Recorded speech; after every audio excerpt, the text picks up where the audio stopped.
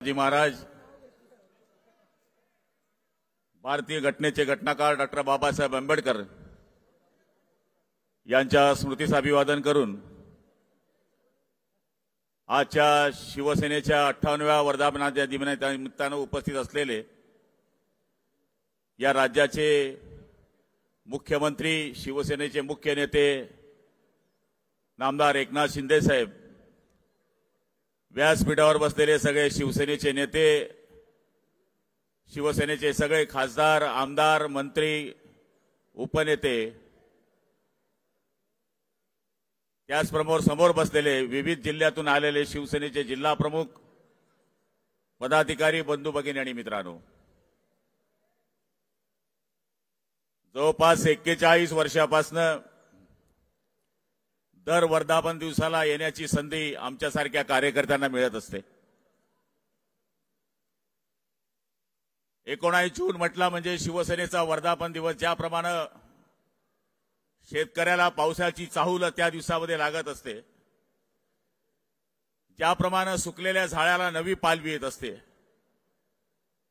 त्याचप्रमाणे हा 19 जून शिवसेनेकरता सगळ्यात महत्त्वाचा दिवस मानला जातो। या जून महिन्याचं एक वेगळं वैशिष्ट्य आहे। या जून महिन्यामध्ये शिवसेनेची स्थापना वंदनीय शिवसेना प्रमुखांनी केली। या जून महिन्यामध्येच वर्धापन दिनानिमित्तानं बऱ्याच कार्यकर्त्यांना स्थानिक स्वराज्य संस्था असू दे किंवा पक्षाचं संघटन असू दे, याच्याकरता बरीच पदं मिळण्याचा या ठिकाणी प्रयत्न झाला। आणि 2 वर्षापूर्वीचा जून महिना आपल्याला आठवत असेल। 2 वर्षाच्या जून महिन्यामध्ये एक उठाव झाला की होय, आम्ही हिंदुत्वाच्या पाठीशी आहोत, आम्ही शिवसेना प्रमुखांच्या विचाराने चालणारे लोक आहोत। आणि त्या उठावानं या महाराष्ट्रामध्ये आणि देशामध्ये जो इतिहास घडवला, त्या इतिहासाचे शिलेदार होते आमचे नामदार एकनाथरावजी शिंदे साहेब, की ज्यांनी या महाराष्ट्रामध्ये शिवशाही स्थापन करण्याचा प्रयत्न केला। आज 7 खासदार निवडून आल्यानंतर मी जवळपास 89-90 सालापासून खासदारकीच्या आणि आमदारकीच्या निवडणुकीमध्ये सक्रिय असलेला कार्यकर्ता आहे। इथे बरेच लोक असे आहेत, पण प्रत्येक निवडणुकीमध्ये मी मुद्दे पाहायचो। रस्त्यांचे मुद्दे असायचे, पाटाच्या पाण्याचे मुद्दे असायचे, शेतीच्या भावाच्या मुद्दे, पिकाच्या भावाचे मुद्दे असायचे। पण या निवडणुकीमध्ये मी काही मुद्देच बघायला मिळाले नाही। सरकारने काही कामं केली की नाही केली याच्यावर तर चर्चाच झाली नाही। या निवडणुकीमध्ये फक्त ज्याप्रमाणे इंग्रजांच्या काळामध्ये अफवा खातं होतं, त्याच पद्धतीनं या निवडणुकीमध्ये फक्त अफवा आणि अफवा फैलवल्या गेल्या।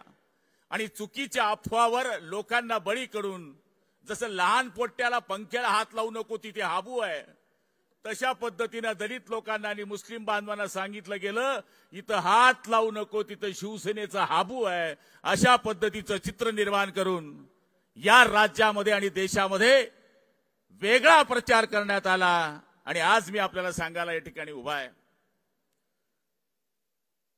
जे सीटांच्या निवडून आलेल्या आहेत त्या सीटांचं जर आपण अंतर पाहिलं आणि समोरच्यांचं अंतर पाहिलं, तर ज्या वस्तीमध्ये कधीच आम्हाला शिवसेनेला मतं मिळाली नाही, त्या वस्तीमध्ये त्यांना मतं मिळाली।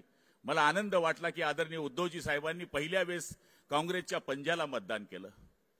माझ्या मते वंदनीय शिवसेना प्रमुखांचा आत्मा काय म्हणत असेल की ज्या काँग्रेसनं गुलाबराव पाटलासारख्या माणसाला जेलमध्ये घातलं, ज्या काँग्रेसनं तुमच्या आमच्या सगळ्या कार्यकर्त्यांना संपवण्याचा मागच्या काळामध्ये प्रयत्न केला, ज्या काँग्रेस बरोबर वेळ आली तर मी माझं दुकान बंद करून टाकेल पण मी काँग्रेसशी युती करणार नाही, त्या वंदनीय शिवसेना प्रमुखांच्या पुत्रांनी या ठिकाणी कार्यकर्त्यांच्या दिलेल्या आवतीला न मानता काँग्रेसच्या पंजाला मतदान केलं। मला तरी असं वाटतं की याच्यासारखा दुर्दैवाचा दिवस कुठला नाहीये।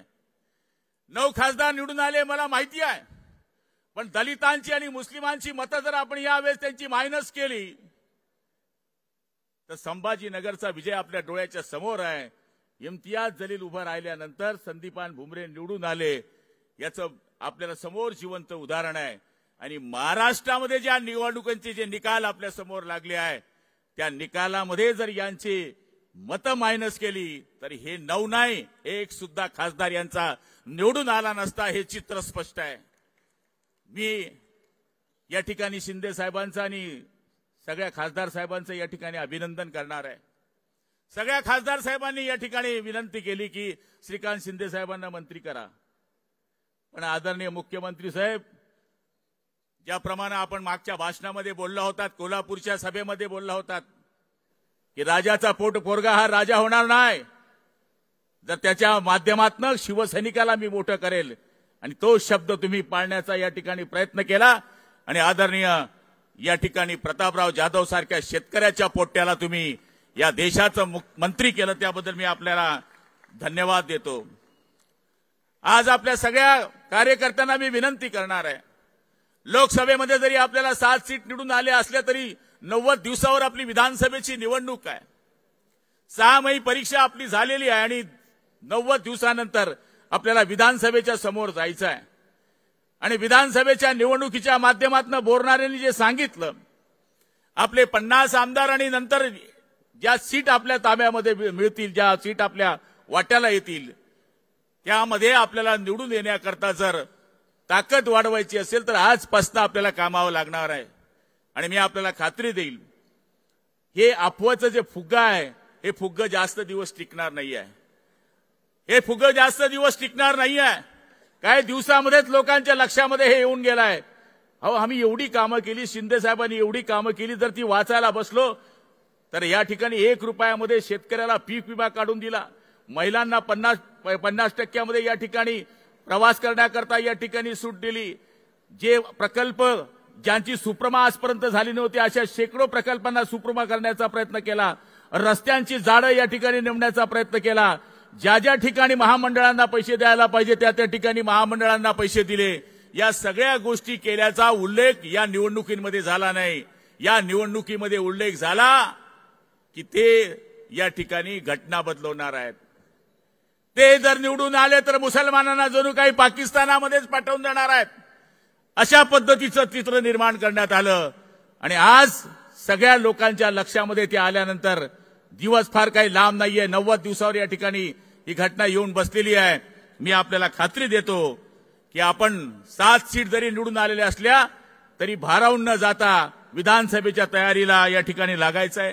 काही ठिकाणी आपल्या सीट कमी मतांनी पडल्या, जीवन में गिरना भी अच्छा है, औकात का पता चल जाता है, बढ़ते हैं जब हाथ उठाने को तो अपनों का भी पता चल जाता है। आणि मला खात्री आहे की आपल्या सगळ्या शिवसैनिक बांधवांना मी शुभेच्छा देत असताना एवढंच सांगणार आहे की आदरणीय शिंदे साहेबांना आम्ही लोकसभेच्या निवडणुकीच्या प्रचारामध्ये पाहिलं, जसा एखादा जिल्हा प्रमुख काम करतो, जसा एखादा तालुका प्रमुख काम करतो, तशा पद्धतीने या माणसानं आपल्या महाराष्ट्रामध्ये लोकसभेमध्ये काम केलं। मग तो उमेदवार शिवसेनेचा असू दे, तो उमेदवार भारतीय जनता पार्टीचा असू दे, अन्यथा तो उमेदवार जानकर साहेब सारखा असू दे, प्रत्येकाकरता या माणसानं रात्रंदिवस एक केले।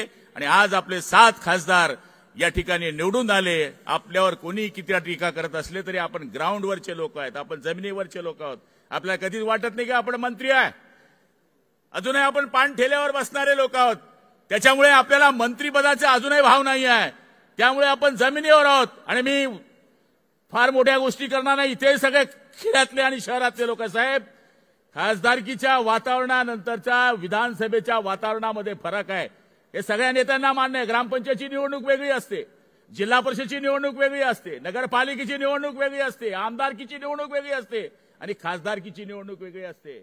आम्हाला बऱ्याच ठिकाणी 80% मुस्लिम मतं देतात, वाडेचे वाडे दलितांचे आम्हाला मतं देतात, पण यावेळेस मुस्लिम वस्ती गेल्यानंतर ते असं काही सांगायचे, इस बार मत बोलो भाई साहब, इस बार हमको वोट का मत बोलो।